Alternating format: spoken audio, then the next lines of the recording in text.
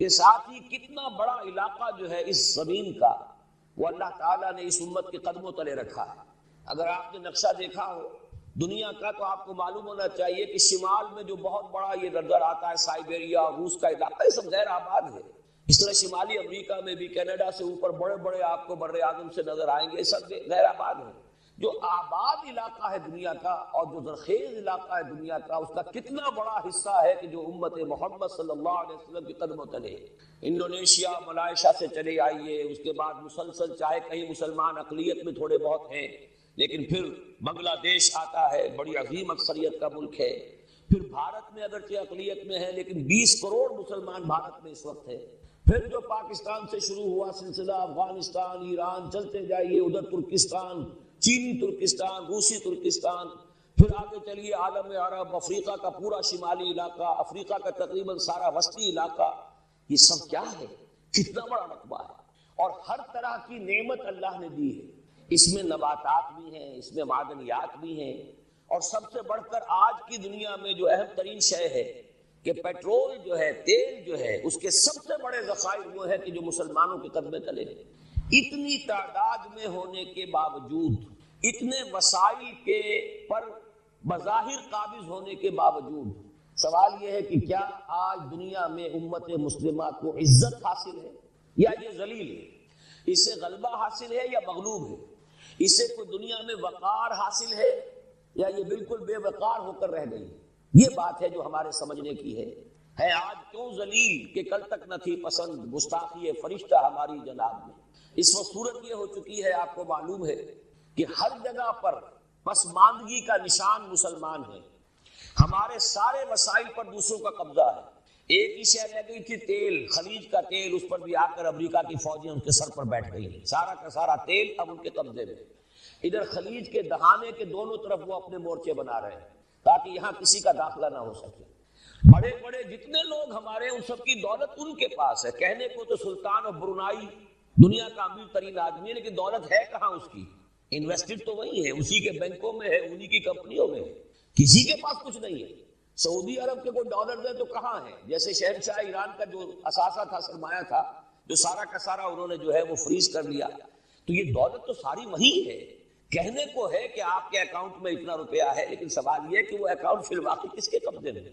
پھر آپ کو معلوم ہے کس طریقے سے مسلمانوں کے ساتھ سلوک ہو رہا ہے۔ ہر جگہ پر جہاں چاہے، جس طرح چاہے انہیں ستا لیں۔ اور ان میں بھی سب سے بڑھ کر جو بات میں آپ سے کہوں گا، آج دنیا میں جتنے بڑے پیمانے پر محمد عربی صلی اللہ علیہ وسلم کی توہین و تذلیل ہوئی ہے، پوری انسانی تاریخ میں نہیں ہوئی۔ رشدی نے کتاب لکھی، بدترین حملے کیے۔ کیا رنگیلا رسول کتاب تھی جو لکھی تھی کسی ہندو نے، جس کو کہ ایک مسلمان نے پھر خنجر بھونک کر اور ہلاک کر دیا تھا، وہ تو کچھ بھی نہیں تھی۔ اس کتاب کو رنگیلا رسول کو 100 سے ضرب دیجئے تو یہ کتاب بنتی ہے، سیٹنک ورسز، اور وہ ملینز نہیں بلینز کی تعداد میں شائع ہوئی۔ اس کے خلاف احتجاج اگر کسی نے کیا ہے تو ان کے اوپر جوتے پڑے ہیں، اوپر ڈنڈے پڑے ہیں۔ پوری مغربی دنیا اس کے پیچھے آ گئی ہے، سپورٹ کیا ہے۔ لے کے ایک ملک نکلا ایران، اس نے کم سے کم یہ کہ اس کے قتل کا فتویٰ تو دیا، لیکن کیا کرے، قتل کرنے کی تو نوبت نہیں آئی۔ پورا عالم عیسائیت اس کی پشت پناہ ہے، اس کی مدد کر رہا ہے۔ یہ اتنی بڑی توہین محمد رسول اللہ صلی اللہ علیہ وسلم کی اور آپ کی ازواج مطہرات کی، اور یہ بظاہر ایک ایسے شخص کے ہاتھوں جس کا نام مسلمانوں کا سا ہے، اس کا اتنا بڑے پیمانے پر ہونا، اور پھر یہ کہ مسلمان 120 کروڑ ہونے کے باوجود کچھ نہیں کر سکتے۔ میں وہ چیزیں نہیں گنوانا چاہتا کہ 15 لاکھ جو ہیں وہ ہمارے افغان بھائی جو ہیں انہوں نے جانیں دی، فائدہ کس کو پہنچا تھا؟ حال امریکہ کو، کہ اس کی جو مد مقابل قوت تھی USSR وہ ختم ہو گئی۔ اسی طریقے سے جو کچھ کشمیر میں ہو رہا ہے، ہماری بے ہمیتی، بے غیرتی کا عالم یہ ہے، ہم کچھ اندر خانے تھوڑی بہت کو مدد کر کے سمجھتے ہیں کہ ہم نے فرض ادا کر دیا، جبکہ فرض تو یہ ہونا چاہیے تھا کہ ہم براہ راست اعلان کرتے اور انڈیا کو الٹیمیٹم دیتے کہ اسٹاپ دس بزنس، یا یہ کہ پھر ہم سے جنگ ہے۔ جنگ کا نتیجہ تو پھر اللہ جس کو چاہے دے گا۔ اگر انسان اللہ تعالیٰ پر اعتماد رکھتا ہو، توکل رکھتا ہو، اپنے موقف کی حقانیت پر بھی اسے یقین ہو، تو کم من فئۃ قلیلۃ غلبت فئۃ کثیرۃ، تاریخ میں ہمیشہ ہوتا آیا ہے کہ چھوٹی قوتیں جو ہیں ان کو غلبہ اللہ نے عطا کیا ہے بڑی قوتوں پر۔ لیکن بے غیرتی کا عالم یہ ہے، بے حمیتی کا عالم یہ ہے، زبانی کلامی ہم سے بڑا ہمدرد کوئی نہیں مسلمانان کشمیر کا، جس لیڈر کو دیکھو بڑھ چڑھ کر بیان دے گا، لیکن عملاً ہم کیا کر رہے ہیں؟ یہ ساری صورتحال جو میں نے آپ کو بتائی ہے، ویسے تو اب یہ کہ اگر اس میں ایک خاکہ سا میں نے آپ کے سامنے رکھا ہے، اس میں رنگ بھروں تو ظاہر ہے کہ ایک پورا گھنٹہ اسی میں لگ جائے گا، لیکن جو اس کا اصل لب لباب ہے وہ یہ ہے کہ ہم اپنی جگہ بڑے خوش ہیں کہ ہم امت مرحوم ہیں، ہم تو امت محمد ہیں صلی اللہ علیہ وسلم، ہم تو اللہ کے پیارے ہیں، ہم اللہ کے لاڈلے ہیں، ہمیں اللہ کی شفاعت، ہمیں اللہ کے رسول کی شفاعت بھی ملے گی، جنت تو گویا کہ ہمارا پیدائشی مقام ہے۔ یہ سارے جو بھی ہمارے ذہنوں کے اندر ہیں خیالات، اور یہ جو ہمارے من گھڑت عقائد ہیں، آپ سوچئے کہ جب ہم جو آبجیکٹیو کنڈیشنز ہیں، گیون کنڈیشنز ہیں، جو سامنے کے حالات ہیں، ان سے جب تقابل کرتے تو معاملہ بہت مختلف ہے۔ یہ کیوں ہے؟ اصل میں سوال جب تک آپ اپنے سامنے نہیں رکھیں گے، اس کا جواب جو ہے اب اس پر غور کیجئے کیوں ہے؟ کیا اللہ تعالیٰ کو محمد الرسول اللہ کی عزت و حرمت پیاری نہیں ہے؟ کیا محمد الرسول اللہ اللہ کے پیارے نہیں ہے؟ حبیب رب العالمین نہیں ہے؟ کیا اللہ تعالیٰ کو کفار سے زیادہ محبت ہے؟ کیا وجہ ہے؟ رحمتیں ہیں تیری اغیار کے کاشانوں پر، اور برف گرتی ہے تو بیچارے مسلمانوں پر۔ سائنس میں وہ آگے ہیں، مالیات پر ان کا شکنجہ کسا ہوا ہے پوری دنیا پر، تہذیب ان کی ہے، تمدن ان کا ہے، ہم تو ان کے کیمپ فالوورز ہیں، نقش قدم پر چل رہے ہیں، ہم تو ان کی صرف یہ کہ نقالی کر رہے ہیں۔ تو سوچئے وجہ کیا ہے؟ کیا اللہ کو کفر زیادہ پسند ہے اسلام سے؟ کیا اللہ کو محمد الرسول اللہ صلی اللہ علیہ وسلم کی عزت و حرمت کا کوئی خیال نہیں؟ سوچنے کی بات ہے۔ ظاہر بات ہے کہ ان سوالات کا جواب تو ہاں میں آپ نہیں دے سکتے، یقیناً ایسا نہیں ہے۔ بہرحال وہ کافر ہیں، وہ اللہ کو نہیں مانتے، اللہ کے رسول کو نہیں مانتے۔ چلیے اللہ کو کسی نام سے مان لیا، گاڈ کہہ دیا، لیکن اللہ کے رسول کو تو نہیں مانتے۔ ایمان کا سارا دار و مدار تو رسالت پر ہے، اللہ کے اس کلام کو تو نہیں مانتے، اور اس کے باوجود ان کے لیے عزت ہے، رحمتیں ہیں تیری اغیار کے کاشانوں پر، برف گرتی ہے تو بیچارے مسلمانوں پر۔ یہ ایک لمحہ فکریہ ہے، یہ سوچنے کی بات ہے کہ ایسا کیوں ہے۔ اس کا جو جواب میں یا بنی اسرائیل اذکروا نعمتی التی انعمت علیکم واوفوا بعہدی اوف بعہدکم وایای فارہبون۔ بنی اسرائیل، چونکہ یہ لفظ پہلی مرتبہ قرآن مجید میں آ رہا ہے تو یہاں تھوڑی سی وضاحت کرنی ہوگی۔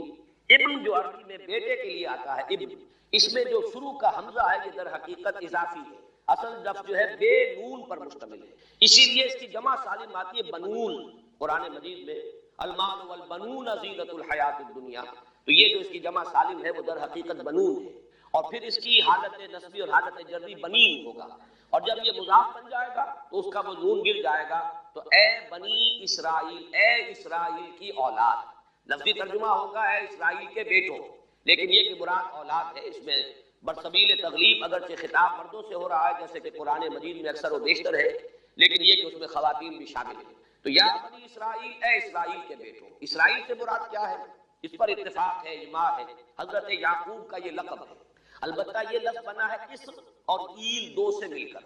ایل کا لفظ جو ہے وہ عبرانی زبان میں الہ کے لیے ہے، الہ اور ایل ویسے بھی قریب قریب ہے، اسی لیے تمام فرشتوں کے نام جبرائیل، میکائیل، اسرائیل، یہ تمام الفاظ کے ساتھ جو ایل آتا ہے یہ در اسماعیل بھی، سما اور ایل، چونکہ حضرت ابراہیم علیہ السلام نے دعا کی تھی پروردگار بیٹا عطا فرما، اس اعتبار سے جب اللہ تعالیٰ نے بیٹا عطا فرمایا تو اسماعیل نام رکھا، یعنی اللہ نے سن لیا۔ جیسے ہمارے ہاں دیہات میں یہ خاص طور پر جانگلی علاقہ جو کہلاتا ہے، اللہ ڈوایا، اللہ سنیا، یعنی یہ اللہ نے اس کے بارے میں ہماری دعا سنی اور ہماری استدعا کو قبول فرمایا، تو یہ گویا کہ اسماعیل کے معنی یہ ہے۔ تو اسرائیل جو ہے اسر اور ایل سے مل کر بنا ہے۔ عبرانی اور عربی زبان کے بارے میں یہ اختلاف ہے، ایک رائے تو یہ ہے کہ ماں بیٹی کا رشتہ ہے، عربی زبان عبرانی سے نکلی ہوئی، لیکن زیادہ اکثر محققین کی رائے یہ ہے کہ یہ دونوں بہنیں ہیں، کوئی اور کامن زبان تھی سیمیٹک لینگویج ابتدائی، جس سے کہ یہ دونوں زبانیں پھر وجود میں آئی ہیں، گویا کہ ان کے درمیان رشتہ جو ہے وہ بہنیں ہونے کا ہے، ماں اور بیٹی کا نہیں ہے، لیکن ظاہر بات ہے کہ مشابہت اور ان کے اندر جو ہے قرب جو ہے مناسبت وہ بہت نمایاں ہے۔ اسر کے دو ترجمے کیے ہیں، یہودی علماء تو اس پر بہت زیادہ جزم کے ساتھ قائم ہے کہ اسر سے مراد ہے بطن، یعنی رجل عظیم، جوان مرد، بہت باہمت انسان، اس لیے کہ ان کے ہاں یہ عقیدہ ہے، اور بڑی تحریف جو ہوئی ہے تورات میں، اس میں ایسی ایسی باتیں بھی ہیں۔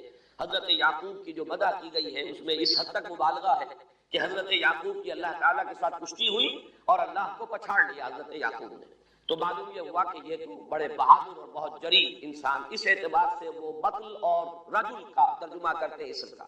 لیکن یہ کہ صحیح ترجمہ جو ہے وہ اسر کا ہے بندہ، عبد، اس لیے کہ عربی کا لفظ جو بنا ہے اسیر، اسیری، کوئی کسی کا غلام ہے اسیر، اسی سے لفظ اسرا بنا ہے، اسرا ہے کنبہ، کنبہ بھی آپس میں جڑا ہوا ہوتا ہے، ان کے بندھن ہوتے ہیں دوستی کے، محبت کے، اخوت کے، تو اسی طریقے سے یہ اسر کا لفظ آتا ہے کسی بندھن کے لیے۔ اسیر جو ہے پچھلے زمانے میں جبکہ جیلوں کا رواج نہیں تھا تو اگر کسی شخص کے ذمے کسی کی کوئی رقم ہوتی تھی دینی تو اس شخص کو اس کے حوالے کر دیتے تھے، وہ اس کا ذاتی قیدی ہوتا تھا، ذاتی اسیر، اس کی تحویل میں رہتا تھا، جب تک کہ اس کے اعزاء اقارب آ کر وہ رقم ادا نہ کر دے وہ شخص اس کی تحویل میں رہتا تھا، وہ اس کا اسیر ہوتا تھا۔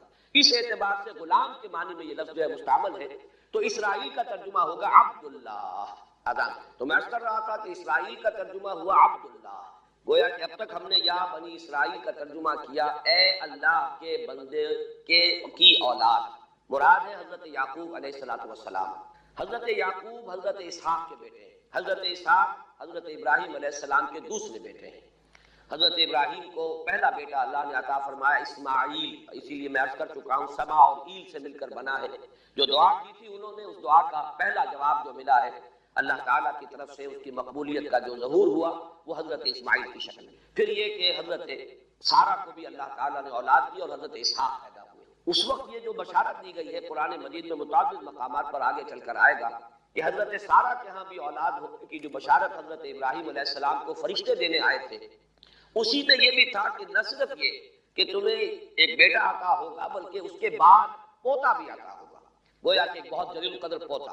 اس اعتبار سے ایک رائے یہ ہے کہ یعقوب عقب سے بنا ہے، گویا کہ بشارت میں پہلے ہی سے شامل تھا حضرت یعقوب علیہ السلام کا ذکر بھی کہ اسحاق کے بعد اسحاق کے ہاں ایک بہت جلیل قدر بیٹے کی ولادت ہوگی اور اس کا نام یعقوب ہوگا، یعنی اسحاق کے بعد آنے والا، بیٹے کے بعد جو پوتا آتا ہے۔ لیکن یہود کی رائے یہ ہے کہ حضرت یعقوب پیدا ہوئے ہیں اپنے بھائی عیسو کے ساتھ، یہ تمام بیٹے ہیں حضرت اسحاق علیہ السلام کے، دو بیٹے پیدا ہوئے بیک وقت، جڑواں بھائی۔ پہلے حضرت عیسو کی ولادت ہوئی ہے اور تورات کے الفاظ یہ کہ یعقوب اپنے بھائی عیسو کی ایڑیاں پکڑے ہوئے تولد ہوا، تو چونکہ حضرت عیسو کے بعد حضرت یعقوب کی ولادت ہوئی ہے تو گویا کہ اس وجہ سے ان کا نام حضرت اسحاق نے یعقوب رکھ دیا، عقب میں آنے والا، بعد میں آنے والا۔ بہرحال حضرت یعقوب علیہ السلام کے پھر 12 بیٹے ہیں جن کی تفصیل پوری موجود ہے، یہ تاریخ جو ہے بڑی ریکارڈڈ ہے، اس لیے کہ بنی اسرائیل کی یہ تاریخ جو ہے books of the old testament میں اس کی پوری تفصیل موجود ہے۔ 4 بیویاں تھی حضرت یعقوب علیہ السلام کی جن سے 12 بیٹے ہوئے، 3 بیویوں سے 10 بیٹے تھے اور سب سے چھوٹی بیوی سے 2 بیٹے تھے حضرت یوسف اور بنیامین، اور ان دونوں سے حضرت یعقوب علیہ السلام کو بڑی محبت تھی۔ حضرت یوسف سے چونکہ یہ تاریخ شروع ہوتی ہے اس اعتبار سے کہ انہیں ان کے بھائیوں نے کنویں میں ڈالا، پھر اللہ تعالیٰ نے وہاں سے ان کے نکلنے کا سامان کیا، پھر مصر پہنچایا، پھر مختلف مراحل سے گزار کر انہیں وہاں ایک بہت اونچی پوزیشن تک پہنچایا۔ تو حضرت یوسف علیہ السلام سے اس اعتبار سے ان کی تاریخ شروع ہوتی ہے۔ 1906 قبل مسیح میں حضرت یوسف علیہ السلام کی پیدائش ہے، جہاں تک صحیح اندازہ کیا جا سکا ہے۔ یوں سمجھیے کہ آج سے تقریباً 4000 سال قبل یہ حضرت یوسف کی پیدائش ہے، اور حضرت یوسف پڑ پوتے ہیں حضرت ابراہیم کے۔ ان میں اگر آپ 200-250 سال کا اور اضافہ کریں تو آج سے کوئی 4,2500 سال قبل کی شخصیت بنتے ہیں حضرت ابراہیم علیہ السلام۔ حضرت یوسف کے زمانے میں پھر جیسے کہ وہ تفصیل سورہ یوسف میں آئے گی، یہ پورا خاندان آ کر کنعان میں تھے لیکن وہاں سے آ کر مصر میں آباد ہو گئے۔ مصر میں ان کا بڑا اعزاز ہوا، اکرام ہوا۔ اس کے خاص حالات تھے کہ مصر میں اس وقت جو بادشاہت تھی وہ اصل مصر کے لوگوں کی نہیں تھی، بلکہ یہ بھی سیمیٹک لوگ تھے جو جا کر جنہوں نے عراق وغیرہ کے علاقے سے ہی جا کر انہوں نے فتح کیا تھا مصر کو، لہذا انہیں فرعون نہیں کہا گیا قرآن مجید میں، وہ فرعونہ کا خاندان نہیں ہے بلکہ وہ تاریخ میں ہکس آف کنگز کہلاتے ہیں۔ تاریخ مصر میں وہ 15واں خاندان کہلاتا ہے وہاں کے بادشاہوں کا، 15th ڈائنیسٹی، اور یہ چونکہ لوکل نہیں تھا اس لیے ان کو فرعون نہیں کہا جائے گا بلکہ یہ ہکس آف کنگز چرواہے بادشاہ تھے کہ جو عرب کے علاقوں سے آئے تھے جزیرہ نما سے، اور وہاں سے وہ چرواہے تھے۔ ان کا تو پیشہ ظاہر بات ہے صحرا میں کیا ہوتا ہے، بھیڑیں بکریاں پالنا، لیکن انہوں نے آ کر مصر کو فتح کیا، وہاں ان کی بادشاہت ہو گئی۔ محسوس ایسا ہوتا ہے کہ ایک سیاسی پہلو موجود تھا، وہ جو بادشاہ مصر نے جس طریقے سے اعزاز کیا ہے حضرت یوسف علیہ السلام کا، پھر جو اختیار دیا، جو اقتدار دیا، جو ان کو حیثیت دی، پھر انہیں اجازت دی کہ اپنے پورے خاندان کو بلا لیں، اور پھر مصر کا بہترین جو جو زرخیز ترین علاقہ تھا وہ انہیں عطا کر دیا کہ یہاں آباد ہو جاؤ. جوشن کا علاقہ، یا گوشن بھی کہتے ہیں، جشن بھی کہتے ہیں.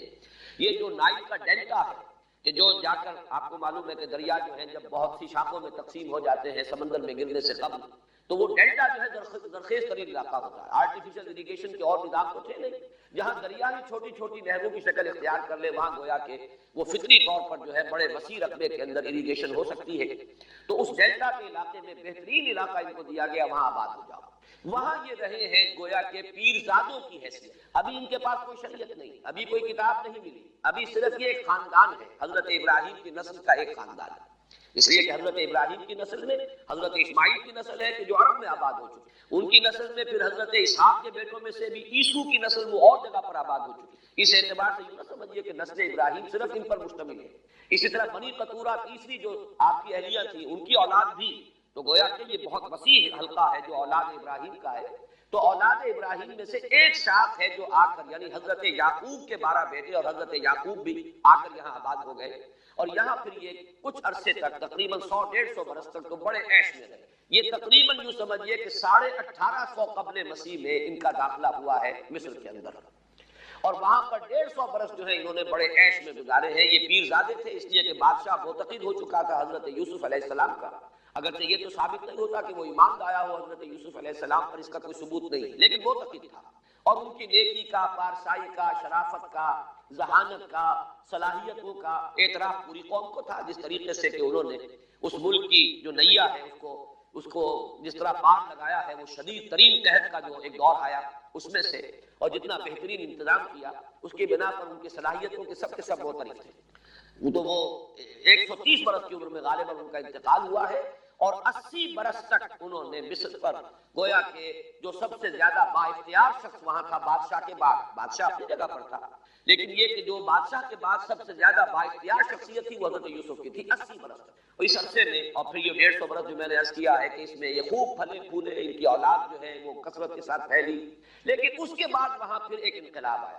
اس انقلاب کو آپ کہیں کہ جیسے کہ مختلف ممالک میں آتا ہے، اب سنز آف دی سوائل جو اس ملک کے رہنے والے تھے، اصل آبادی قبطیوں کی، انہوں نے بغاوت کی اور ہکسوس کنگز کو نکال دیا. وہ خاندان ختم ہو. جب وہ چلے گئے تو جو ہکسوس کنگز کے یہ گویا کہ بہت ہی منظور نظر تھے اور یہ مراعات یافتہ طبقہ تھا بنی اسرائیل کا، حضرت یعقوب کی اولاد کا، اب ان پر عتاب شروع ہوا، اب ان کا زوال آیا. تو یوں سمجھیے کہ تقریباً 400 برس اس کے بعد ان کے بڑی ہی شدت کے اور بڑی سخت غلامی کے رفتہ رفتہ اس میں شدت پیدا ہوتی گئی ہے. لیکن یہ ہے کہ یہ 400 برس اس لیے کہ پھر 1300 قبل مسیح میں 550 برس بعد پھر ان کا ایکسوڈس ہوا ہے مصر سے، جب حضرت موسیٰ علیہ السلام کو اللہ تعالیٰ نے مبعوث فرمایا. پھر حضرت موسیٰ علیہ السلام ان کی نجات کا ذریعہ بنے اور پھر مصر سے لے کر وہ انہیں نکلے ہیں. معجزانہ انداز میں ہی سمندر کو پھاڑ کر ان کے لیے اللہ نے راستہ بنایا ہے. قدم قدم پر معجزوں سے ان کی تائید کی ہے. کھانے پینے کے لیے صحرائے تیہ میں کچھ نہیں تھا تو من و سلوہ دیا ہے. پانی پینے کے لیے نہیں تھا تو ایک ضرب سے چٹان میں سے 12 چشمے جو ہے اللہ تعالیٰ نے بہا دیے کہ 12 قبیلے ہیں آپس میں لڑے نہ، کہیں پانی پینے پلانے پہ جھگڑا اور کہیں گھوڑا آگے بڑھانے پہ جھگڑا. قبائلی زندگی میں یہ بڑا سینسیٹیو ایشو ہوتا ہے. لہذا قد علم کل اناس مشربہم، ہر قبیلے کے لیے ایک گھاٹ معین ہو گیا، تمہارا چشمہ یہ ہے، تمہارا چشمہ یہ ہے.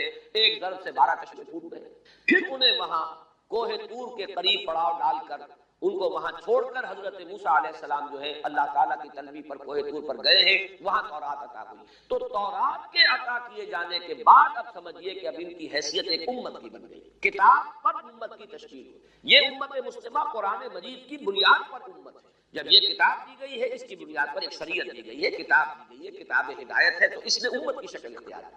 یہی وجہ ہے کہ لفظ امت جو ہے قرآن مجید میں صرف مکی صورتوں کے اندر، مدنی صورتوں میں استعمال ہوا ہے. کنتم خیر امت اخرجت للناس، سورہ آل عمران میں کذالک جعلناکم امۃ وسطا لتکونوا شہداء علی الناس ویکون الرسول علیکم شہیدا. یہ سورہ بقرہ میں آگے چل کر آ جائے گا. تو اصل میں جیسے تشکیل امت جو ہوئی ہے وہ در حقیقت مدنی دور میں آ کر ہوئی ہے جبکہ شریعت عطا کی جا رہی ہے. اسی طریقے سے یہ ایک خاندان تھا حضرت ابراہیم کی نسل کی ایک شاخ، اس نے امت کی حیثیت اختیار کی ہے جبکہ صحرائے تیہ میں جب ان کا قیام تھا اور اس صحرائے سینا میں، اور وہاں پر پھر حضرت موسیٰ علیہ السلام کو تورات دی گئی اور شریعت دی گئی. تب سے یہ امت ہے اور یہ ہے 1300 قبل مسیح. 610 عیسوی میں، اب سمجھیے 1300 وہ جمع کیجئے، 610 یہ جمع کیجئے، 1910 برس بعد پھر حضور صلی اللہ علیہ وسلم پر قرآن مجید کی وحی کا آغاز ہوا اور 622 میں حضور نے ہجرت فرمائی، اور اس کے بھی کوئی 2 سال یا 1 سال کے بعد جو ہے یہ آیات نازل ہو رہی ہیں جو ہم اس وقت پڑھ رہے ہیں۔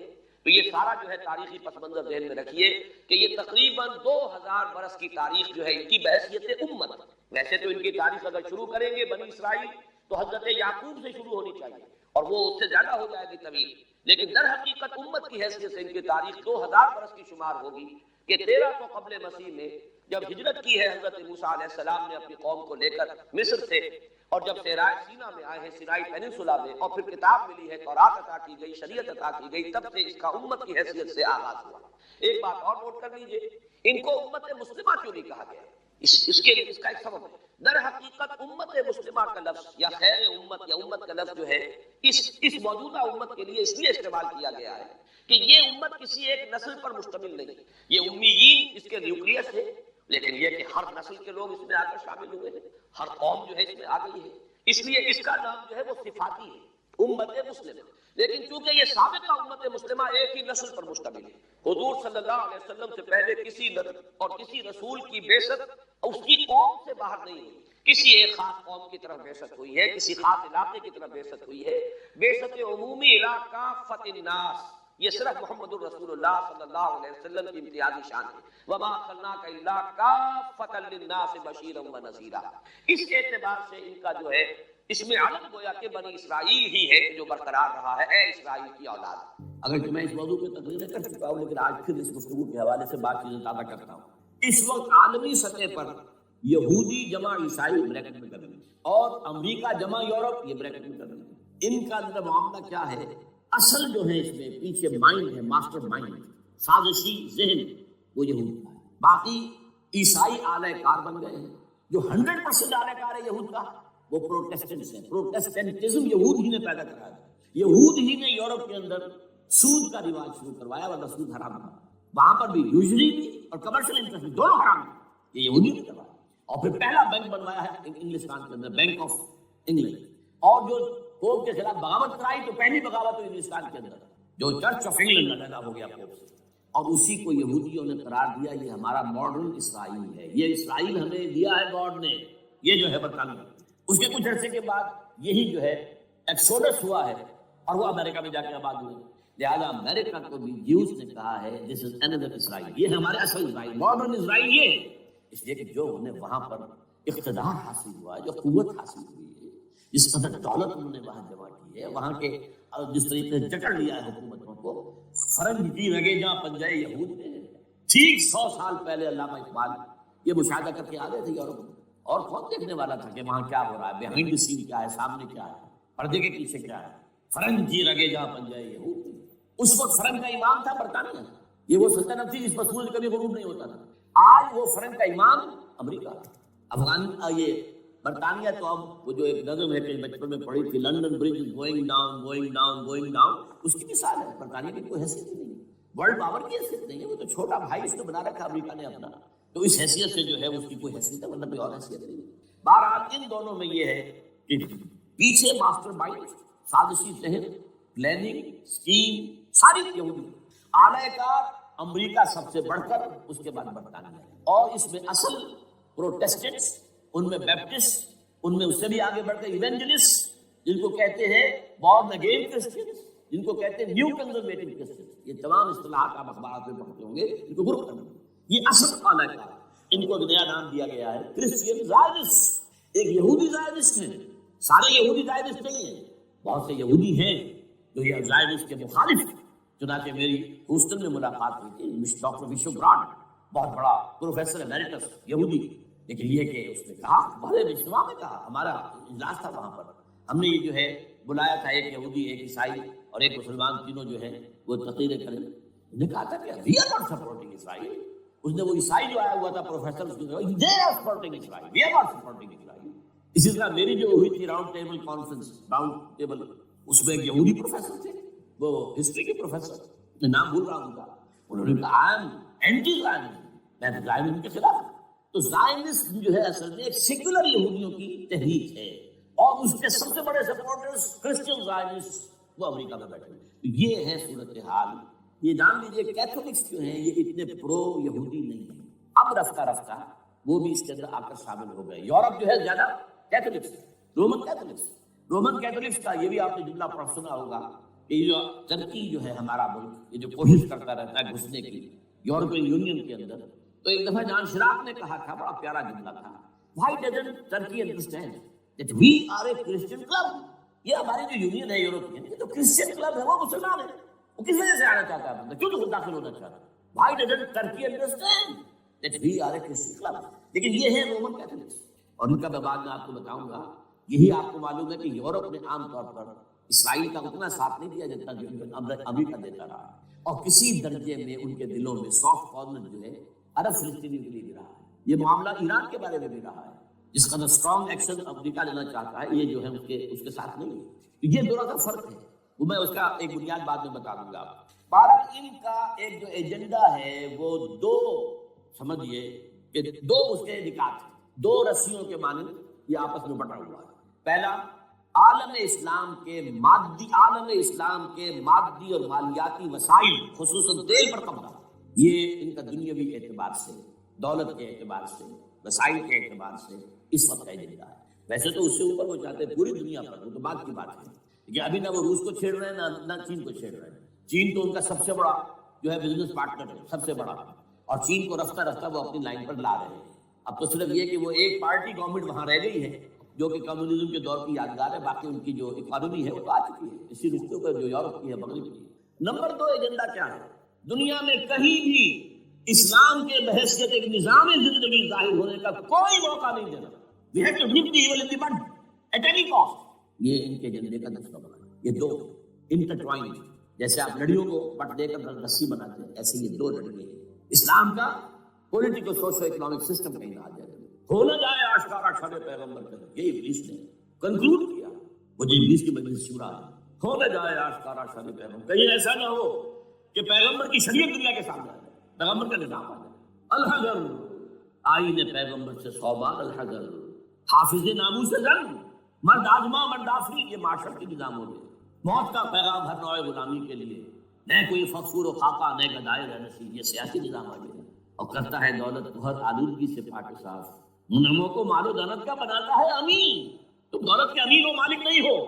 اور اس سے بڑھ کر اور کیا فکر و عمل کا انقلاب، بادشاہوں کی نہیں اللہ کی ہے یہ زمین، ان الارض للہ، یہ نظام کہیں نہ آ جائے، یہ ہے جس پہ کہ وہ خطرہ محسوس کر رہا تھا۔ اور اس کے بعد یہ کہتے ہیں یہ تھا عصر حاضر کے تقاضے، لیکن یہ کہ صورتحال کیا ہے، ہو نہ جائے آشکارا شر پیغمبر کہیں ہے یہی، یہ معاملہ اس طرح رکھو کہ خود مومن ہے محروم یقین، یہ غنیمت ہے کہ خود مومن ہے محروم یقین۔ ہمیں اگر کوئی سہارا ملتا ہے تو اس سے کہ مومنوں کو بھی، نام نہاد مسلمانوں کو بھی اپنے اس نظام پر یقین ہے، وہ نماز پر یقین رکھتے ہیں، روزے پر رکھتے ہیں، زکوٰۃ کو بھی جو بھی اللہ تعالیٰ نے جس کو تفویض دیتا ہے، حج کرتے ہیں، عمرے کرتے ہیں، یہ ہے سب، لیکن یہ کہ یہ غنیمت ہے، چشم عالم سے رہے یہ پوشیدہ یہ آئین تو خوب، کوئی ابلیس کہتا ہے کہ یہ آئین چشم عالم سے پوشیدہ رہنا چاہیے، یہ غنیمت ہے کہ خود مومن ہے محروم یقین۔ ہمارے لیے جو ہے اگر کوئی سانس لینے کی جگہ ہے وہ یہ ہے، حوصلہ افزائی اگر ہے تو اس میں ہے کہ خود مومن محروم یقین ہے، اس کے سامنے وہ راستہ ہے نہیں۔ اب لیجیے یہودیوں کے ایجنڈے کو میں تجزیہ کر رہا ہوں۔ سب سے پہلے World Bank, IMF، globalisation, TRIPS, ان تمام ہتھ کنڈوں کے ذریعے عالمی مالیاتی استقرار جو بظاہر امریکہ کا ہوگا حقیقت میں یہود کا ہوگا۔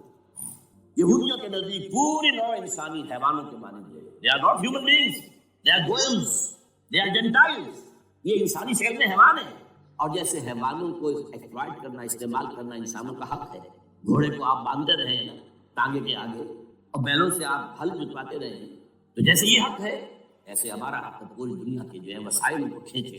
ہاں جیسے گھوڑے اور بیل کو بھی کچھ نہ کچھ دانا تو ڈالنا پڑتا ہے، چارہ بھی دینا پڑتا ہے، تو ان کو بھی کچھ دو، یہ پوری نوع انسانی ورکرز بن کر رہ جائے، حیوان بن جائے، بالکل شہوت کے غلام بنا دو انہیں، اخلاقی اقدار کا بیڑا غرق کر دو، خاندانی نظام کو تہوارہ کر دو۔ یہ باقاعدہ جو protocols of the elders of the Zion سب میں موجود ہے لکھا ہوا، جو 1897 میں انہوں نے پاس کیا اپنا پروگرام، بیسل سوئٹزرلینڈ کا ایک شہر ہے، protocols of the elders of the زائنٹل۔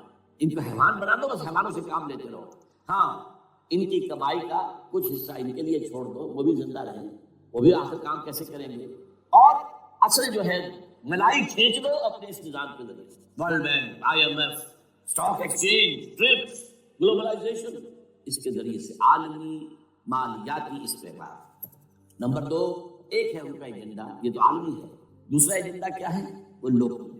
وہ کیا ہے؟ گریٹر اسرائیل کا قیام، جس میں مصر کا سارا زرخیز علاقہ شامل ہوگا، جو ڈیلٹا کا علاقہ کہلاتا ہے، جہاں کے اس وقت کے بادشاہ نے، حضرت یوسف علیہ السلام کے زمانے کے بادشاہ نے، وہ فرعونہ کے خاندان میں سے نہیں تھا، وہ عرب تھا، عربوں ہی سے کسی وقت کوئی قوم آئی تھی جو کہ مصر پر قابض ہو گئی تھی، اس نے حضرت یوسف کے خاندان کو لا کے وہاں آباد کیا، بہترین جشن کا علاقہ کہلاتا ہے، بہترین۔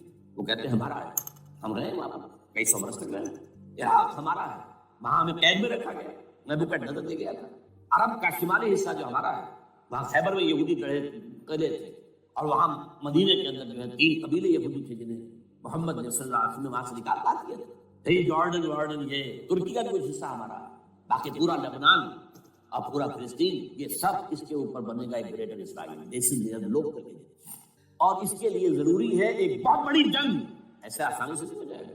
آرمگیڈون، جس کو حضور نے فرمایا الملحمۃ العظمیٰ، الملحمۃ الکبریٰ، بہت بڑی جنگ، جس کی خوفناکی اور تباہناکی کا اندازہ اس سے کیجیے۔ حضور فرماتے ہیں کہ اگر ایک باپ کے 100 بیٹے یا ایک دادا کے 100 پوتے ہوں گے تو ان میں سے 99 ختم ہو جائیں گے، ایک بچے گا۔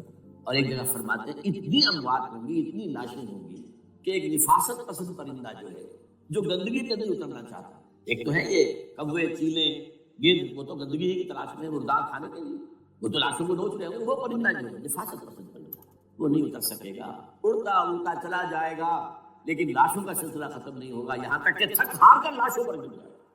یہ دور نہیں ہے، اس لیے کہ اس پر متفق ہیں یہودی بھی اور عیسائی، پروٹسٹنٹس عیسائی اس کے پوری طرح متفق ہیں۔ آرمگیڈون، جسے آپ 3rd ورلڈ وار کہہ لیں، الملحمۃ العظمیٰ کہہ لیں، الملحمۃ الکبریٰ کہہ لیں، حضور کے الفاظ میں یہ آئے گا، اس کے نتیجے میں گریٹ اسرائیل بنے گا۔ نمبر 3، پھر بنے گا 3rd ٹیمپل، جو ٹائٹس نے گرا لیا تھا سن 70 عیسوی، جسے گرے ہوئے کتنا عرصہ ہو گیا، 2008 اندازہ کر لیجیے، 1800 کتنے برس ہو چکے، وہ دوبارہ بنائے گا 3rd ٹیمپل، اور اس کے لیے مسجد اقصیٰ کو گرائیں گے، اور ڈوم آف دی راک، قبۃ الصخرہ، وہاں لا کر پھر اس میں کنگ ڈیوڈ's تھرون لا کے رکھا جائے گا۔ یہ بھی میرے علم میں پہلی مرتبہ اسی ٹرمپٹ کی اشارے سے آیا۔ وہ کیا ہے؟ حضرت داؤد کا، آج سے کتنے 1000 سال پہلے کی بات ہے، اندازہ کریے، 1000 قبل مسیح، اور یہ اب 2000 ہو گیا عیسوی، 3000 برس تو ہو گئے۔ وہ کیا تھا؟ ایک پتھر تھا جس پر بٹھا کر حضرت داؤد کی تاج پوشی کی گئی، پھر اسی پر حضرت سلیمان کی تاج پوشی، پھر اسی پر ان کے بادشاہ آتے رہے، تاج پوشی ہوتی گئی۔ ٹائٹس نے جب گرایا ہے سن 70 عیسوی میں، یروشلم کو برباد کیا، 1,33,000 یہودی ایک دن میں قتل کیے، ایک دن، باقی نکال دیا، بھاگ آیا۔ اس کو کہتے ہیں diaspora, that started in 70 AD، یہ منتشر ہو گیا، جس کا جال سنگھ سمایا چلا گیا، یورپ میں چلے گئے، شمالی افریقہ میں، مسلمان ملکوں میں، انڈیا میں آ گئے، ایران میں آ گئے، سب جگہ وہاں سے نکال دیے ڈائسپورا۔ بہرحال وہاں سے وہ ٹائٹس وہ پتھر لے گیا، وہ روم میں لے گیا، روم سے کسی طرح وہ آئرلینڈ پہنچ گیا۔ آئرلینڈ پیور کیتھولک ملک ہے، آپ کو معلوم ہے، اور وہاں پر پروٹیسٹنٹس کی اور کیتھولکس کی جنگی ہوتی رہتی ہے۔ کبھی بھی شیعہ سنی مسلمانوں کی اس طور سے خانہ جنگی نہیں ہوئی ہے جیسے کہ وہاں ان دو عیسائیوں میں کیتھولکس اور پروٹیسٹنٹس میں ہوتی ہے۔ وہ رومن کیتھولک ملک ہے، وہاں سے وہ انگلینڈ میں آیا۔ انگلینڈ میں جب آ گیا، بلکہ وہاں سے اسکاٹ لینڈ سے انگلینڈ میں پھر اس کو ایک کرسی کے اندر اس کی سیٹ کی حیثیت سے بنا کر ایک تھرون کی شکل دے دی گئی، اور وہ جو ویسٹ منسٹر ایبے ہے، برطانیہ کے پارلیمنٹ کے ساتھ جو چرچ ہے، ویسٹ منسٹر ایبے، وہاں اس کو لا کے رکھ دیا گیا۔ اس وقت سے برطانیہ کے بادشاہوں اور ملکاؤں کی تاج پوشی وہاں ہوئی۔ تو ایک یہ ہے کہ پھر اس کو لا کر وہاں رکھیں گے۔ اب یہاں سے اختلاف ہے، یہ نوٹ کریں، یہاں تک عیسائیوں کا یہودیوں کا ایجنڈا ایک، یہاں اختلاف۔ یہودیوں کے نزدیک ان کا مسیح آئے گا اور وہ وہاں بیٹھ کر پوری دنیا پر راج کرے گا۔ وہ مسیح جس کی خبر دی گئی تھی شروع کی کتابوں میں، جو تورات کی اب ابتدائی کتابیں ہیں، وہ تو حضرت مسیح کی شکل میں آ گئے۔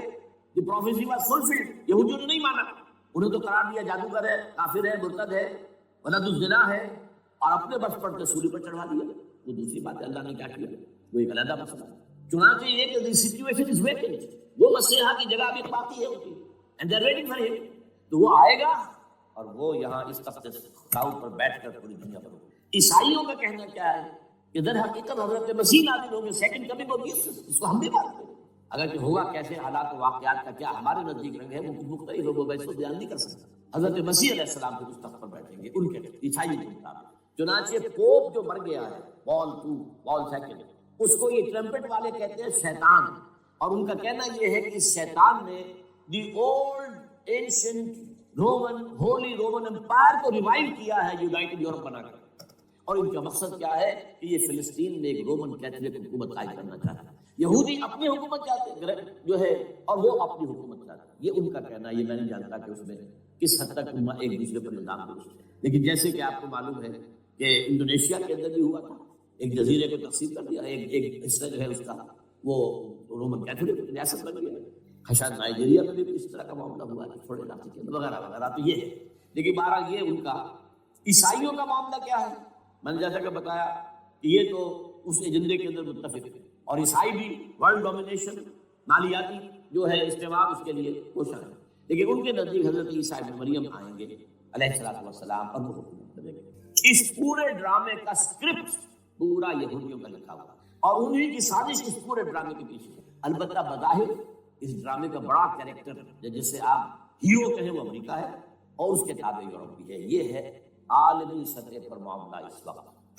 ویسے میری 2 کتابیں جو ہے اس پر کتابچے ہیں، 4 سال پہلے میں نے اسی مقام پر 2 تقریریں کی تھی، ایک موجودہ عالمی حالات اور اسلام کا مستقبل، وہ دوسرا حصہ جو میں اس وقت نہیں چھیڑ رہا ہوگا کیا اصل میں، جس میں یہ ہے کہ کہیں اسلامی ریاست قائم ہو، خلافت کا نظام قائم ہوگا کہاں ہوگا یہ میں نہیں کہہ رہا۔ حضرت مہدی کا ظہور ہوگا، وہ آئیں گے عرب کے اندر، پھر یہ ہے کہ وہ جو گریٹر اسرائیل کے خلاف جہاد ہوگا، اور اللہ کرے گا کہ رفتہ رفتہ یہ ممالک جو ان سے لے لیے جائیں گے، یہاں تک کہ بالآخر ایک یہودی اعلان کر دے گا میں ہوں مسیح، جس کو کہ عیسائی بھی کہتے ہیں اینٹی کرائسٹ، اور یہ کہتے ہیں یہ بیپٹسٹ بھی کہتے ہیں کرائسٹ جو ہے وہ یہودی ہوگا، جبکہ کچھ عرصے پہلے بہت بڑا پروپیگنڈا ہوا تھا کہ اینٹی کرائسٹ جو ہے دجال جو ہے وہ تو مسلمان ہوگا، نہیں، لیکن وہ کہتے ہیں کہ ہوگا یہودی، اور پھر اس یہودی کو ختم کریں گے حضرت مسیح، دی ریئل مسیح، اصل مسیح جو اٹھا لیے گئے درمیان میں، وہ آئیں گے، اور ان کے ہاتھوں دجال بھی قتل ہوگا، اور پھر مسلمانوں کے ہاتھوں ایک یہودی ختم ہوگا، پھر ایک عالمی اسلامی ریاست قائم ہوگی حضرت مسیح کے ہاتھوں، اور وہاں پر حضرت مسیح ایک حدیث میں آتا ہے 40 برس تک پوری دنیا پر حکومت کرے۔ بہرحال یہ دوسرا پکچر ہے جو ہمارے سامنے، میں اس وقت کی تفصیل میں نہیں جا رہا، جو ان کے سامنے پکچر ہے وہ میں نے آپ کو بیان کیا۔ اب اس میں تجزیہ کیجیے افغانستان پر حملے کا اصل سبب جو میں نے 2 بتایا، 2 لڑیاں ہیں ان کے ایجنڈے کی، ایک اسلام کہیں ظاہر نہ ہو جائے، اسلام کا نظام ظاہر نہ ہو جائے، اور ایک مسلمانوں کے مالیاتی خاص طور پر تیل کے وسائل پر قبضہ۔ اب افغانستان میں کیا ہوا ہے، یہ سارا معاملہ تھا اسلام کا راستہ روکنے کے لیے، کہ یہاں تو اسلام ایک شکل دکھا رہا ہے اپنی، اور اگر انہیں موقع مل گیا تو یہ تو ایک ایسی ویلفیئر اسٹیٹ قائم کر دیں گے، زکوٰۃ کا نظام قائم ہو جائے گا تو اعلیٰ ترین ویلفیئر اسٹیٹ قائم ہو جائے گا، اور اگر یہاں پر جو ہے یہ ساری سزائیں نافذ ہو گئی، معاشرہ کرائم فری ہو جائے گا، لوگوں میں محبت ہوگی، مساوات ہوگی، اور یہ کہ عام لوگوں کے لیے ویلفیئر ہوگا، اور یہ سامنے نظام آ گیا تو پھر ہمارا یہ نظام کیپٹلزم یہ کہاں رہے گا، اس کو تو منہ چھپانے کی جگہ نہیں ملے گی۔ لہذا افغانستان پر حملے کا اصل موٹو یہ ہے۔ البتہ یہ ساتھ ہی یہ بھی تھا کہ افغانستان کے راستے سے سینٹرل ایشین اسٹیٹس جو ہیں ان سے پائپ لائنیں لا کر، اور وہ پھر کہیں گوادر کے آس پاس سمندر تک لائے جائے، تاکہ ہم وہاں کے جو ہے ڈرین کر سکیں جو تیل اور گیس کے ذخائر ہیں سینٹرل ایشین اسٹیٹ کے اندر جو مسلمان اسٹیٹس ہیں، تو اس کے لیے راستہ جو ہے وہ لینا چاہتے تھے افغانستان سے۔ اب وہ جہاں تک افغانستان کا تعلق ہو تو ان کے قبضے میں ہے، جب چاہے کر لیں۔ اب پاکستان کا معاملہ جو تھا وہ جیسا کہ میں نے کہا کہ اس کا راستہ وہ رک گیا، جبکہ انہیں واپس جانا پڑ گیا، لیکن انہوں نے افغانستان نے کوشش کی طالبان کے زمانے میں، یونیکال جو ہے ان کی سب سے بڑی جو ہے کمپنی ہے، اس نے مذاکرات کیے، وہ دیکھ کر حیران رہ گئے کہ یہ ان پڑھ، یہ ملے ملاٹے جو ہیں یہ تو بڑے ٹف بارگینر ہیں، اس طریقے سے پاؤں جما کر طالبان نے جو ان کے ساتھ مذاکرات کیے ہیں اور ان سے اپنی شرطیں پیش کی ہیں کہ وہ گھبرا کر بھاگ گئے۔ یہ صورتحال بھی تھی افغانستان پر قبضہ کرنے میں، لیکن یہ ہے کہ اصل کیا تھا کہ وہ اسلام کی کوئی شکل دنیا کے سامنے نہ آنے پائے، جو ان کا میجر ہے۔ اسی لیے پورا عالم کفر جمع ہے، امریکہ، یورپ، روس، چین، سب جمع، بھارت تو ہے، یہ سب جمع۔ آپ کو یاد ہوگا جب لال مسجد کا حادثہ ہوا ہے اور ہمارا یہ بدبخت اور بدمعاش انسان، اس نے صرف خود جان بوجھ کر اسے بڑھایا، ایک پھنسی کو گھوڑا بنایا، اس نے پھر خلاف کیا اور شاباش لی ہے۔ امریکہ سے شاباش آ گئی، نیٹو سے شاباش آ گئی، رشیا سے شاباش آ گئی، چائنا سے شاباش آ گئی۔ وہ چونکہ محسوس کر رہا تھا کہ اندرون ملک تو میری اب کشتی ڈگمگا رہی ہے، ڈاواڈول ہے، I have to have more support from outside۔ اور for that I have to do it. کہ دیکھو میرے عین قلب میں پاکستان کے یہ پھوڑا نکل آیا تھا، یہ بنیاد پرستی کا اور یہ شدت پسندی کا اور یہ تنگ نظری کا اور یہ فلاں کا، یہ دہشت گردی کا، اور میں نے دیکھو کیسے اس میں چیرا کیا، کتنے لوگوں کو ختم کر دیا۔ اچھا اس میں یہ بھی ذہن میں رکھیے کہ افغانستان کے بارے میں یہودیوں کے علم میں ہے کہ حضور کی حدیث کیا ہے۔ حضور کی حدیث ہے یخرج من خراسان رایات سود، خراسان کے علاقے سے کالے جھنڈے لے کر فوجیں چلیں گی، لا یردها شیء، کوئی طاقت ان کو رخ نہیں موڑ سکے گی، حتیٰ تم سبب لیا، یہاں تک کہ وہ آ کے بیت المقدس میں جھنڈے گاڑ دے جائیں۔ دے نو اٹ، یہ جان لیجیے یہ لوگ پڑھے لکھے لوگ ہیں۔ میں آپ کو ایک واقعہ سناتا ہوں، جب 1967 میں یہودیوں کو فتح ہوئی بہت بڑی، اور پورا یروشلم اب ان کے قبضے میں آ گیا، ایسٹ یروشلم جو کہ ابھی جارڈن کے قبضے میں تھا، تو جب موشے دایان تھا وہ کھانا وہ داخل ہوا فاتح کی حیثیت سے، تو اس کے ساتھ ایک ربائی تھا بہت بڑا، چیف ربائی یہودیوں کا بہت بڑا عالم، اور وہ رو تھا تو فتح کا وقت، خوشی کا رویا۔ So this is the beginning of the end, یہ الفاظ آئے اخبارات، گویا کہ اب یہ آخری ڈرامہ جو ہے شروع ہو گیا ہے۔ وہ آخری ڈرامہ انہیں معلوم ہے ان کی تباہی پر ختم ہونا ہے۔ اس میں حضرت مسیح کے نزول کے بعد یہ ٹرمپٹ والا بھی لکھتا ہے کہ 80% یہودی قتل ہو جائے، اور میں سمجھتا ہوں کہ 20% اگر صحیح ہے اس کی بات، تو وہ ہوں گے جو اب حضرت مسیح پر ایمان لے آئے گے، باقی 80% اپنے اس کفر پر اڑے رہیں گے اور قتل ہو جائیں گے۔ اسی طرح حضور کی ایک حدیث ہے کہ جب یہودیوں کا قتل عام ہو رہا ہوگا، اگر مسلمان قتل کریں گے تو اگر کسی درخت کے پیچھے یہودی چھپا ہوگا تو درخت پکارے گا اے مسلمان، یا عبداللہ آؤ ادھر، یہ میرے پیچھے یہودی چھپا ہوا، قتل کرو۔ کسی پتھر کے پیچھے چھپے گا تو پتھر بولے گا، سوائے ایک درخت غرقد کے، غرقد یہودیوں کا درخت ہے، وہ پناہ دے گا۔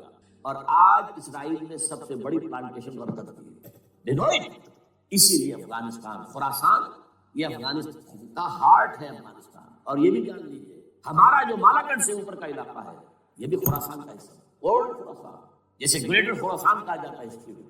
ایک میں نے ایرانی سے پوچھا تھا اس کے بارے میں، تو اس نے کہا خراسان ہمارا ایک صوبہ ہے۔ میں نے کہا وہ تو مجھے معلوم ہے، جس کا دارالخلافہ مشہد ہے اور یہ ان کا مقدس شہر ہے، وہ تو اسے مکے کی طرح سمجھتے ہیں۔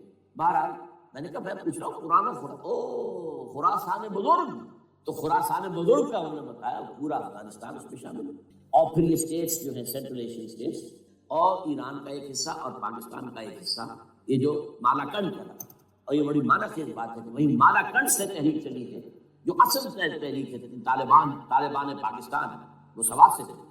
بہرحال اس وجہ سے اس پہلو سے یہ جو ہے افغانستان پر حملے کا سب سے بڑا سبب وہ تھا۔ دوسرا جو تھا وہ یہ کہ ان کو جو پائپ لائن لے کے آنی تھی اس کے لیے، لیکن وہ ظاہر بات ہے کہ اس میں جو ہے جو طالبان نے وہ ان کی چکمے میں نہیں آیا۔ اس پر ایک کتاب ہے کہ جو انگریزی میں ہے عابداللہ جان کی، Afghanistan the genesis of the last crusade, Afghanistan سے آخری صلیبی جنگ کا سلسلہ شروع ہو رہا ہے۔ بہت جو ہے چشم کشا ہے، معلومات افزا ہے، انگریزی میں ہے۔ اچھا عراق میں معاملہ برعکس تھا، عراق میں تیل کا معاملہ بھی تھا، وہ صرف امریکہ کا تھا۔ جو یورپ ہے وہ زیادہ تر کیسپین کے ایریا کے تیل کی طرف نگاہیں رکھتا ہے، یہ جو ہے یہ اصل میں سارا جو ہے یہ امریکہ کا معاملہ۔ اور دوسری طرف یہ کہ یہاں تو مذہبی سلسلہ نہیں تھا، حالانکہ تھا، وہ یہودیوں کا تھا۔ وہ کیا تھا؟ Extension, first step towards the establishment of greater Israel. یہ بات اچھی طرح سمجھیں، یہاں پہ تیل کا معاملہ نہیں، میں نے کہا تھا نہیں، دو لڑیاں ہیں جو چل رہی ہیں۔ تیل کا معاملہ یہاں خاص طور پر عراق کے اندر زیادہ، افغانستان میں بہت کم، لیکن یہ کہ یہاں پر بھی جو اصل ہے بیہائنڈ دی سین، جو اصل چیز کیا ہے کہ گریٹر اسرائیل کے قیام کی طرف پہلا قدم۔ میں یاد دلاتا ہوں آپ کو جب فرسٹ گلف وار ہوئی تھی جس میں عراق کا بھرکس نکال دیا گیا، اس کے اختتام پر کہا تھا شوارز کرافٹ جو ان کا کمانڈر ان چیف تھا الائڈ فورسز کا، اس نے صاف کہا تھا، مجھے آج تک ایک لفظ یاد ہے، we fought this war for the protection of Israel. اور اب جو ابھی ہوا معاملہ، جب صدام گرا ہے، اس کا مجسمہ بھی گرا ہے، تو اس کے بعد وہ شخص، وہ بدبخت، وہ خبیث جو ابھی پڑا ہوا کومے میں، شیرون نے کہا تھا ان قریب عراق پر ہماری حکومت ہوگی، اور اس سے پہلے تو ہم صرف عراق میں سے یوفریٹس تک کا علاقہ مانگتے تھے، دریائے فرات تک کا۔ اب ہمارا مطالبہ یہ ہے کہ ہم تو دجلہ تک جائیں گے، دجلہ تاکہ پورا کا پورا جو فرٹائل دو آبا ہے دجلہ اور فرات کے درمیان کا بہترین علاقہ، وہ سارا ہمارے پاس۔ اس سے آپ اندازہ کر لیجیے کہ یہ دونوں چیزیں جو ہیں دونوں جگہ موجود ہیں۔ وہاں مذہبی زیادہ ہے افغانستان کا، لہذا یہاں بہت بڑی جو ہے کولیشن بن گئی۔ عراق میں تو وہ کولیشن نہیں بن سکتی، یورپ بھی ساتھ نہیں آیا، امریکہ ہے ٹو گو اٹ الون، اسے کرنا پڑا۔ زیادہ سے زیادہ کوئی ٹوکن آسٹریلیا کا کوئی ٹوکن معاملہ جو ہے وہ برطانیہ کا کچھ ٹوکن ٹائپ جو ہے وہی ایک کامن ویلتھ پرانی جو ہے چلی آ رہی ہے، اس میں شاید کینیڈا کا، باقی تو کوئی یہ جو آل ورلڈ کولیشن بنی تھی وہ افغانستان کے خلاف کیوں ہے؟ یہاں سے اسلام کی ریسرجنس کا اندیشہ ہے۔ یخرج من خراسان رایات سود لا یردها شیء حتی تنصب ایلیا۔ حضور کے زمانے میں ایلیا جو ہے وہ کن کے قبضے میں تھا؟ عیسائی۔ اس کے بعد ہمارے قبضے میں آیا، لیکن پھر کروسیڈرز نے ہم سے لے لیا تھا، اور 88 برس وہ عیسائی کے پاس میں، 1099 عیسوی سے لے کر 1187 تک۔ اب پھر یہود کا قبضہ ہے، پہلے عیسائیوں کا تھا، اب یہود کا۔ اب ان سے لینا واپس، پہلی مرتبہ بھی عرب نہیں لے سکے تھے، کھونے والے عرب تھے، واپس لینے والا کرد تھا صلاح الدین ایوبی رحمۃ اللہ۔ اب بھی کھونے والے عرب ہیں، مصر اور شام اور اردن تینوں کا مقابلہ کیا اس نے، اسرائیل نے، اور قبضہ کیا پورے ویسٹ بینک پر، گولان ہائٹس پر، سینائی پیننسولا پر، اور یہ کھو دیا ہم نے اپنے ہاتھ سے۔ اور اب بھی عربوں میں تو کوئی دم نہیں، کوئی جان نہیں، ان کو عیاشیوں نے، دولت مندی نے بالکل تباہ و برباد اور کھوکھلا کر کے رکھ دیا۔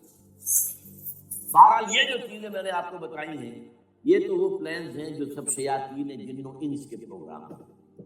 وہ جیسے کہ کبھی کہا تھا خمینی صاحب نے، شیطان بزرگ، دی گریٹسٹ سیٹن، امریکہ، اصل میں امریکہ، اور اس کے پیچھے حقیقت میں یہ ہوگا، سامنے امریکہ، پیچھے یہ ہوگا۔ بالفعل کیا ہوگا یہ تو پھر اللہ ہی جانتا ہے کیا ہوگا۔ وَمَكَرُوا وَمَكَرَ اللَّهُ، کافر اپنی چالیں چلتے ہیں، اللہ اپنی چال چلتے ہیں۔ اور سَنَسْتَدْرِجُهُم مِّنْ حَيْثُ لَا يَعْلَمُونَ وَأُمْلِي لَهُمْ إِنَّ كَيْدِي مَتِينٌ۔ اے نبی آپ گھبرائیں نہیں، ہم ان کافروں کو رفتہ رفتہ وہاں سے لے آئیں گے جہاں سے آپ کو بھی انہیں احساس تک نہیں ہوگا کہ یہ تو گرفت میں آ رہے ہیں، ٹریپ ہو رہے ہیں، اور ابھی ذرا میں انہیں ڈھیل دے رہا ہوں۔ نہیں اللہ املی لہم ان قیدی متین، میری چال بہت مضبوط۔ وہ اللہ کیا کرے گا وہ میں نے آپ کو بتایا، جھلک دکھا دی ہے۔ انشاءاللہ اسی علاقے میں پاکستان اور افغانستان، اور اس کا ہارٹ ہوگا یہ پشتونستان، سرحد اور مشرقی افغانستان میٹر پشتونستان، پشتون اسی مشرقی اس میں پاکستان کا مغربی صوبہ ہے، شمال مغربی سرحدی صوبہ، یہ ہارٹ، اور پھر پاکستان اور افغانستان، انشاءاللہ یہی ہوگا۔ اور پھر یہ کہ یہاں سے فوجیں جائیں گی جو حضرت مہدی کی حکومت جمائیں گی عرب کے اندر۔ عربوں میں جان نہیں ہے کہ وہ مہدی کی حکومت کو جما سکتے۔ یخرج الناس من المشرق یؤتون للمہدی بسلطانہ، مشرق کی طرف کے کسی ملک سے فوجیں آئیں گی جو مہدی کی حکومت لاج کرے، عربوں میں جمع۔ بہرحال ہوگا کیا وہ میں نے کہا کہ یہ تو اللہ کے ہاتھ میں ہے۔ اب یہ کہ کرنا کیا چاہیے، یہ ہے میری تقریر کا آخری حصہ۔ دیکھیے ذوالفقار مرزا نے جو کچھ کہا، اور سید قائم بشار، میں خوشائند سمجھتا ہوں کہ طالبانائزیشن اور ہے، اسلامائزیشن اور ہے، ٹھیک ہے۔ چلیے آواز مکے اور مدینے، طالبانائزیشن کے اندر